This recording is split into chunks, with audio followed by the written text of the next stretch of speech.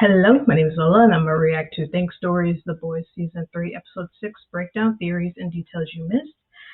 Man, after watching that episode, I feel like I need a cigarette, but I don't smoke, so. And, yeah, I just seen it, and if you want to see my full reaction, it'll be down in the description down below. And, yeah, when Butcher mentioned that he killed, gunpowder to Soldier Boy, I freaking knew it, man, that he was gonna be like, who cares? He was. It's like, man, I wasn't even, like, man, I'm not even impressed, man. Like, you did that, man. Who cares? Anyway, if you want to like, comment, subscribe to my channel, you can. Or if you don't want to, that's fine too. I just do this for fun. Here we go. This week on The Boys. Look at that. Ooh. Let them fight. Yeah. Oh, shit!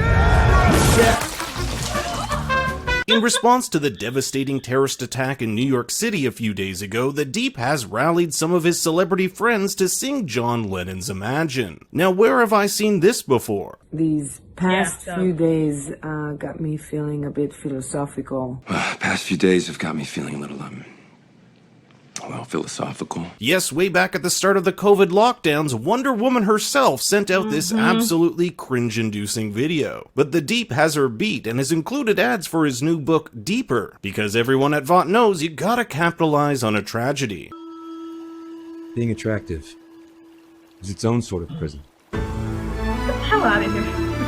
Deep's rendition includes cameos from Patton Oswalt, who voiced the Deep's Gills in Season 2, A-Train, Josh Gad, Ashton Kutcher and Mila Kunis, Elizabeth Banks, Kumail Nanjiani, who voiced Vic in The Boys Diabolical, Aisha Tyler, who voiced Nubia, Rose Byrne, who starred alongside Seth Rogen in Neighbors, and my personal favorite, Black Noir. Also love having the Greek god of the sea, Poseidon, behind him here. Back at Vought's Crime Analytics, where The Deep fired pretty much the entire staff for having anti-Vought comments on their social media, Homelander and the team investigate the attack on Crimson Countess. For those of you who haven't seen it, there's an amazing Chimps Don't Cry music video on the Vought YouTube channel, which I'll leave a link to in the description. But the shocking thing here, and no, it's not Ashley's Dick Van Dyke outfit from Mary Poppins, but the realization that Soldier Boy is back. It just goes to show you how secretive this cover-up was when both the current CEO of Vought and the most powerful soup in the world didn't even know the truth about his disappearance.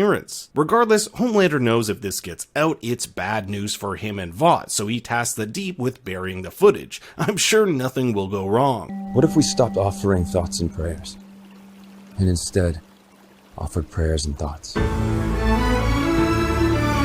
Homelander doesn't seem to be taking the stress of leading this company too well, and he'll experience this ringing similar to what he experienced last episode. And the first person he trusts with this new info that Soldier Boy is back is Black Noir, who actually served along Soldier Boy in the group Payback back in the 80s. Black Noir knows the truth about what happened to Soldier Boy and immediately rips out the Vought tracking chip in his arm. He knows that Soldier Boy will be after him, but just where he's off to, no one really knows. In the Season 3 trailer, we do see him eating some delicious Vought beans at a Buster Beavers, but we're not exactly sure why he's there. Soldier Boy's delivered an order of Vought-a-Burger. There was even a Twitter campaign a few months ago where you could get a real Vought-a-Burger delivered to your home. Oh, you guys.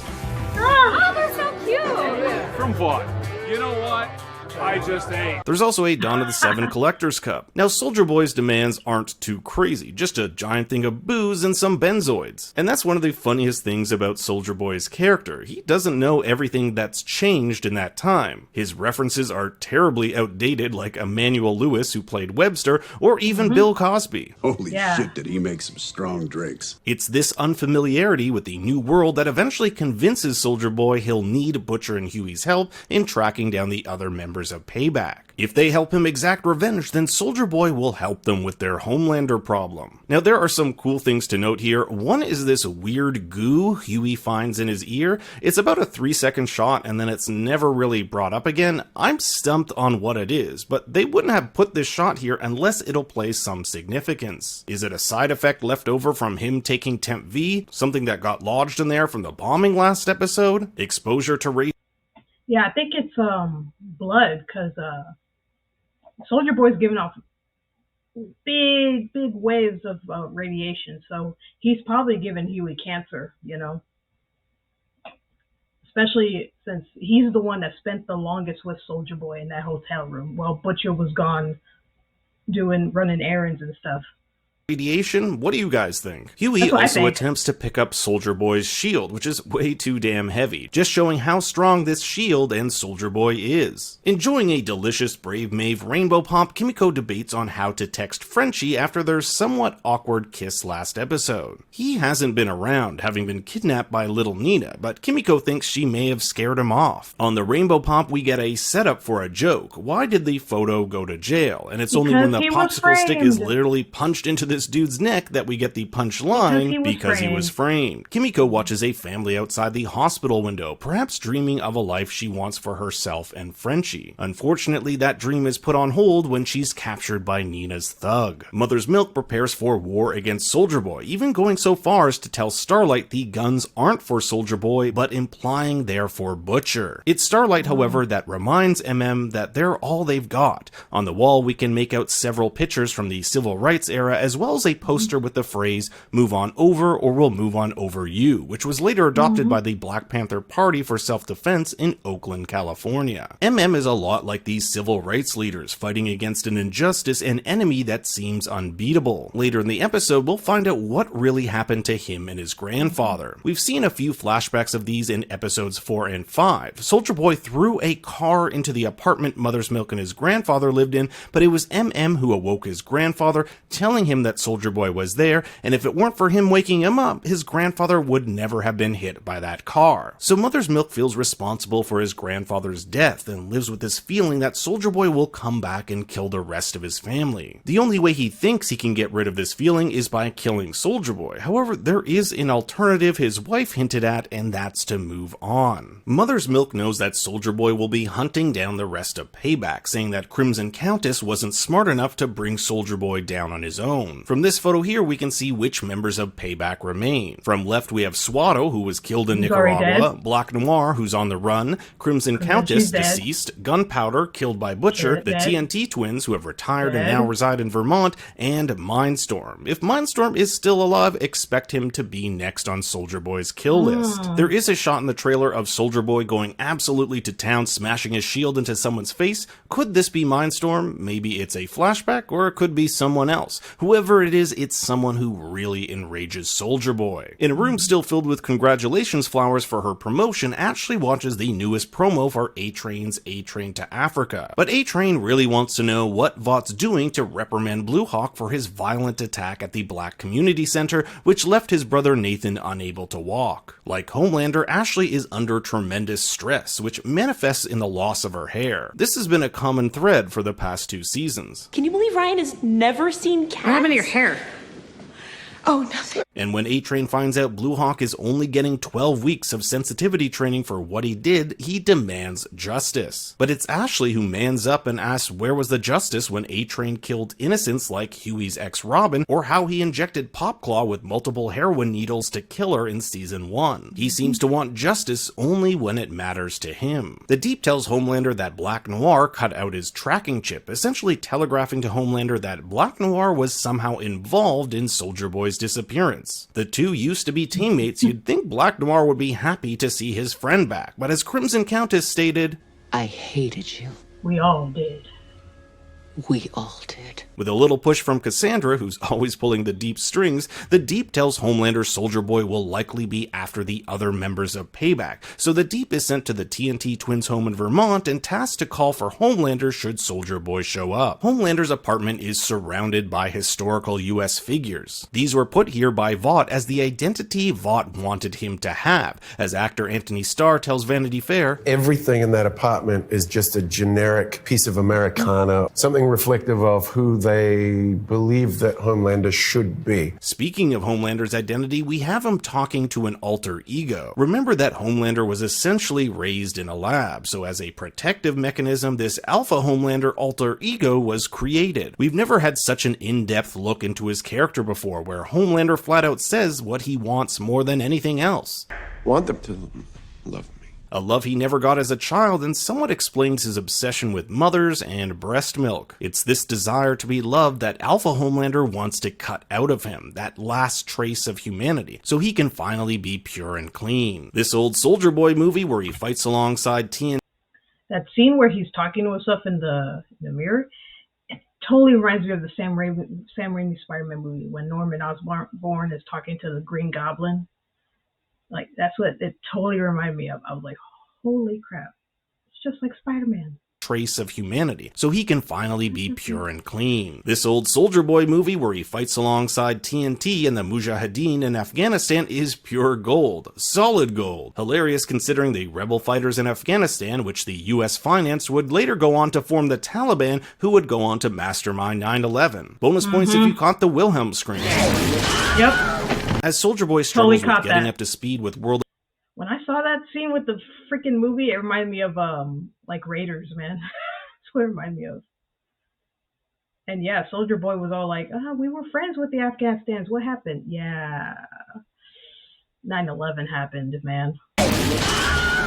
As Soldier Boy struggles with getting up to speed with world events, he talks about how he fought for his country on the beaches of Normandy, but now it seems like everyone has moved on and forgotten about him. Huey inquires about that building he blew up in New York, but honestly, Soldier Boy has no recollection of it, telling Huey that he blacked out for 10 minutes and doesn't remember what happened. We'll later see how certain things trigger Soldier Boy, which might hint at his weakness. With the location of TNT found by Butcher, he and Huey shoot up some Temp V and get ready to meet the twins. Speaking of which, these washed-up has-beens, Tommy and Tessa, welcome in the deep and just happen to be celebrating Herogasm, basically a giant soup orgy which coincidentally was founded by Soldier Boy and Liberty back in 1952. Me and this other soup, Liberty.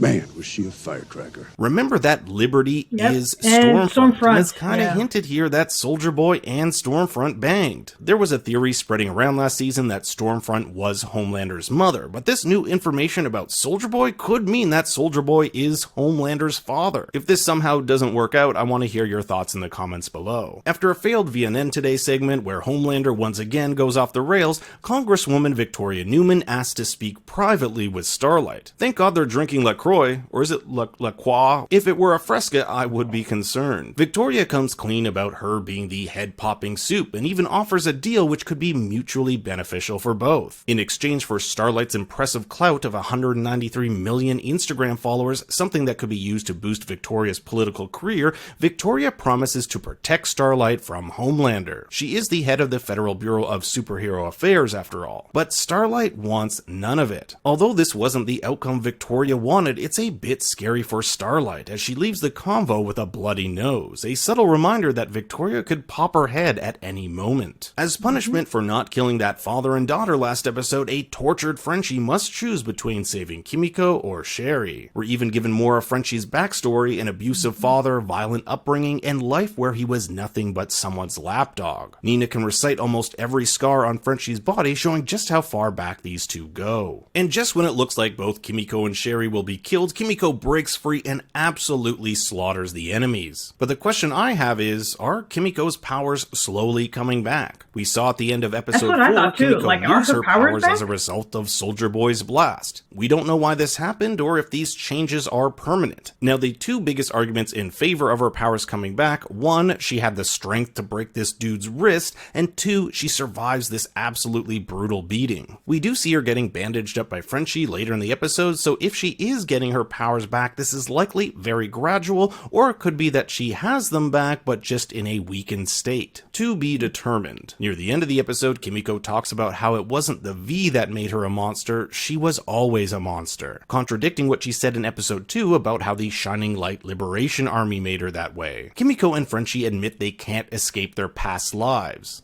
I suppose no one can run that fast. So maybe running off to live in Marseille isn't in the cards. Maybe they need to confront their past head on, which would mean Frenchie taking on little Nina. She did, after all, disappear during the fight. Starlight and Mother's Milk arrive at Herogasm greeted by Love Sausage, who knows quite intimately from last season while attending Sage Grove Center. I really don't know how I'm going to edit this next part of the video. I haven't dodged this many dicks since it was Senior's Day at the community pool change room. There's a flying Starlight dildo, the same model found in the Russian Dudes collection. Now, is it just me, or are the outfits for the catering staff the same as those from Party Down? If you haven't seen that show, it's a must-watch. Every episode they cater like a really weird party. Termite is here, seemingly learning nothing from his altercation in episode 1, but Starlight and MM are professionals and need to get these people out of here before Soldier Boy comes. See what I did there? Starlight tries to get Blue Hawk to leave, telling him that Soldier Boy is back, but he thinks that's just another lie perpetuated by the lamestream media. Something tells me him participating in Herogasm isn't part of his sensitivity training. Starlight finds the deep balls deep in some puss. An octopus, that is. He's had a thing for these suckers since making love to Cassandra a few episodes ago, focusing more on the one in his aquarium than her. Starlight does take a compromising photo of him here, not sure if this will be used as blackmail going forward. Huey teleports into the party, making him appropriately dressed. With him hopped up on Compound V, he finally has the courage to demand an apology from A-Train for killing his girlfriend way back in season 1. And to his surprise, A-Train does apologize because he knows what it's like to see someone you love get hurt. Huey punches A-Train and A-Train can't believe how he did it. This was something I found a bit confusing. Was it because Huey was on Temp V and actually hurt A-Train with his strength, or that Huey punched so fast that A-Train's superhuman reflexes weren't fast enough to dodge the punch? With Soldier Boy arriving on scene and shit about to go down, Huey teleports Starlight away. For once, he wants to be the one to save her. I saved you, Annie.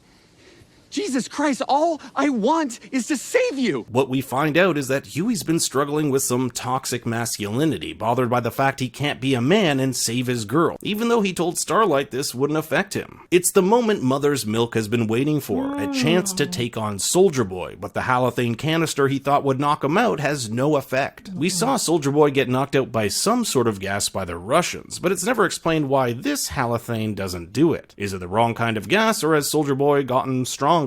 Now, Soldier Boy could have easily killed MM here if it weren't for Butcher. In fact, Butcher saves MM's life here by not allowing him to go after Soldier Boy. The TNT twins are finally confronted by Soldier Boy, and they say the plan to take him down was all Black Noir's. And Soldier Boy knows... Noir wouldn't take a shit without Vought's say-so. If Soldier Boy was fooling around with Stormfront, this would also give Frederick Vought, Stormfront's husband, a personal reason to get rid of him. Stan Edgar at the time wasn't the head of the company, so someone higher up than him probably made that decision. Now, I also subscribe to the theory that Stan Edgar is Frederick Vought. I've talked about this more in my Season 2 Ending Explained video, but if that's true, this whole Soldier Boy, Homelander, Stormfront love triangle gets a heck of a lot messier. Love Sausage's Russian boner jams trigger Soldier Boy, just like the radio a few episodes ago triggered him in New York. The TNT twins try their powers, which they say they haven't used in years, but much like their careers, it's fizzled out. Now, Soldier Boy's attack causes absolute devastation, with several people dying, and the consequences of which we're just not quite sure yet. Like, did any of the Supes lose their powers like Kimiko after this blast? Now, if Huey and Starlight's relationship couldn't get any worse, he basically demands Starlight not go back, and she's like...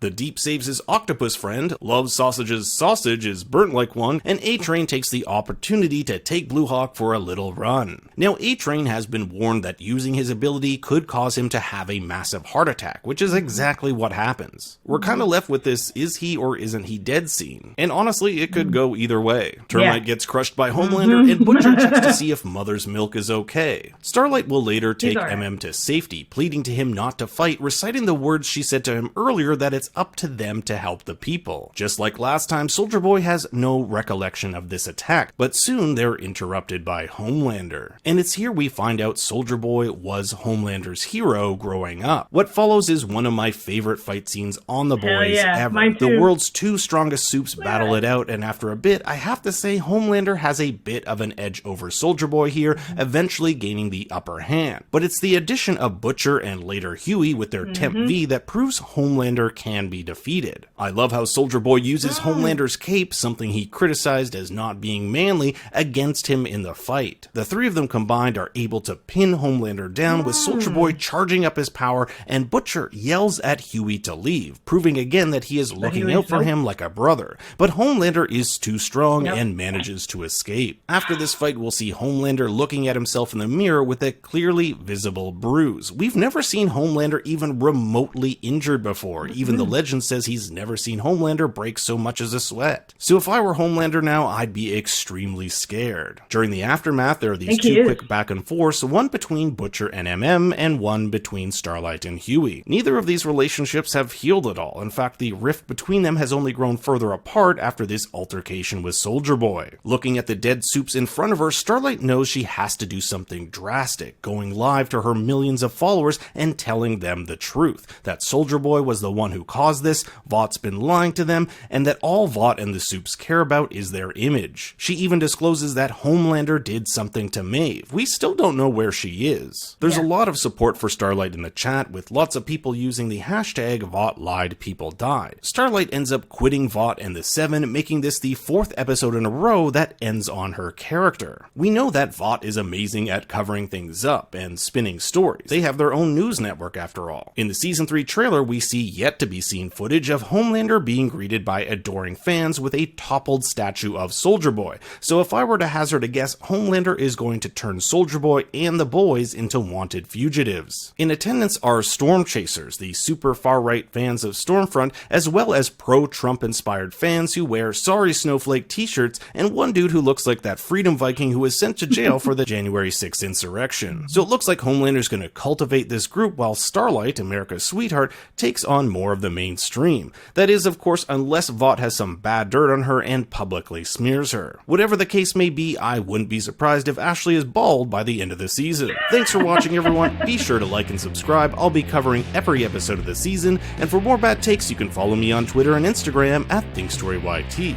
Until next time, remember... He just gobbles that vagina right up. Nom nom nom nom nom nom. Yeah, I really loved this episode, man. This episode was great.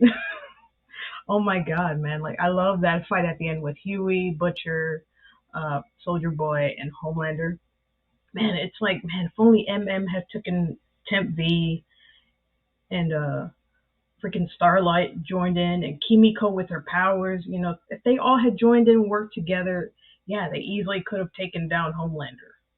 But instead, you know, they freaking like broke apart. You know, Frenchie and Kimiko are together, MM and Starlight are joined together, and it's Huey and it's Soldier Boy and Butcher and Huey off doing their thing. Like, it's like, man, they just need to come together, man. And they could have just easily, just like that, taken down Homelander. That's what I think. Well, that's my reaction to Think Stories The Boys Season 3, Episode 6 Breakdown, Theories and Details You Missed. Like I said, my full reaction to this episode is in the description down below. See you in the next one. Bye.